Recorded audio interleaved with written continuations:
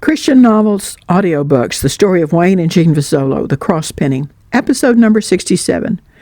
As the ladies finished breakfast, Beth stepped up to the podium. Thank you, Jean, and thank you, everyone, for singing to me and the other birthday girls. And thank you, kitchen folks, for that tremendous breakfast. Let's give them a standing ovation. Everyone stood, clapped, and cheered. My name is Beth Tompkins. My son only knew Tony for a little while. When Jean asked my son to speak today, his reply was, "To a group of ladies? No way." While she could not persuade him to speak, he agreed to write this letter, and Jean asked me to read it. After all, not only do we want to honor the Lord, we want to honor the memory of her beloved son, Tony. You have to understand, I received the same letter the Vozzolos and several of the other families received about their sons. Those letters informed us that our sons were all tragically lost. It told us they died in a remote area of the Philippines during a mudslide on a very stormy night on a steep hillside overlooking the Pacific Ocean. Imagine my shock when my son showed up to my house months later, hungry and wearing tattered clothes. It surprised our neighbor so much that she even called the cops on him for breakfast for breaking and entering, even though he used his own key. Here's the shirt he was wearing. Beth held up the framed yellow tattered T-shirt with Mark's name on it. There was a gasp from one of the ladies and an audible, "He's alive?" She put her hand over her mouth and sobbed.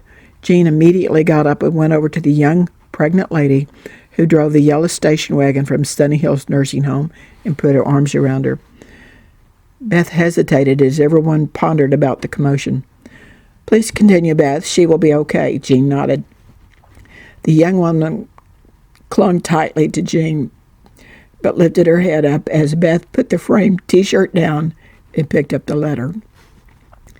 Dear Mrs. V and all the ladies, my mom was shocked when I showed up months after I had been declared dead, and you, Mrs. V, were shocked when I called and showed up to give you back Tony's tool belt, which was, as you know, he never could figure out how to use, and he wouldn't let any of us use it either. Except the night that made me wonder not how I survived, but why I survived.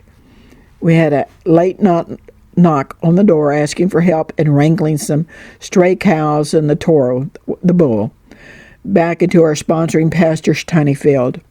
The team had just been given some barbed wire and the fencing supplies to help keep his bacchus, our cows, and so he didn't have to spend so much time chasing them. Just before I left with the pastor's little girl and the tow sled holding the barbed wire and supplies, Tony handed me his tool belt and told me to guard it with my life. How I wished I had told the whole team, including Tony, to get up and help, but I didn't. I told them to go back to sleep. I used that tool belt there and in posting the signs the next couple of days that the hillside was now unsafe and not to enter because of the mudslides. I used it on all the remaining wells that were drilled after that horrible stormy night. It quickly became very precious to me, but I know it belonged back here, much used, in the hands of Tony's parents. This time, all the ladies were wiping their tears and grabbing napkins for tissues. Beth continued. On the 2 wells that the team drilled before that horrible night, Tony organized everything. I don't know how he did it, but he managed to swap the things for other things with the folks in the community. One thing that he managed to get for all of us after the second well was a soda apiece. Believe me, he was our hero. Sodas were really hard to come by there. Everyone laughed, including the very shaken young lady. While the rest of the team drilled water wells, Tony taught folks in those 2 communities best practices on gardening. He even managed to start a seed swap between the villages, which he said would make for better gardens in the long haul. He taught about rotating crops, terracing the rows, and other things that I have no idea what they were, nor how significant they really were. I do know this, in those villages when I left, which now seems like an eternity ago, the gardens were much better and they had more vegetables, even though I still have no idea what some of those vegetables were. The local folks continued to teach what he taught in the remaining communities. I know that everyone who came in contact with this great, brilliant man, Tony Vozzolo, had their lives changed forever, even if at the time they didn't realize it. Even mine.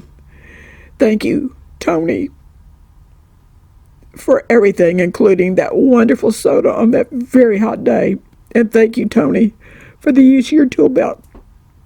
I did guard it with my life, and it helped so many people in so many ways, in so many places. Sincerely, Mark N. Tompkins. Thank you. Now, while you are standing, let's take a short break and then get on the bus right outside the door. I was told to tell you that the birthday girls get to sit on the front seat, so make sure you wear your crowns. You are dismissed.